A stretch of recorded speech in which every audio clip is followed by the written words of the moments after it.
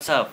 My video is all about application software. Examples are music, videos, educational, and graphics.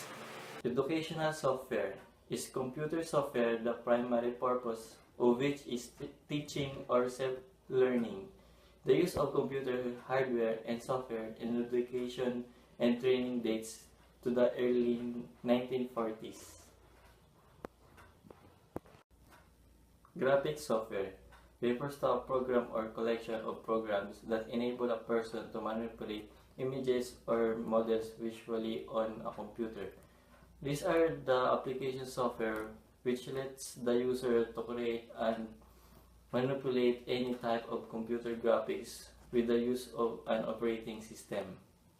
Video software is an application software which handles the post-production video editing of digital sequences on a computer non-linear editing system or NLE. It has replaced traditional flatbed film editing tools and analog videos type-to-type online editing machines. Music software is the internal programming of computers that supports musical production. It has been seen to have profound impacts on education involving music and creative expression.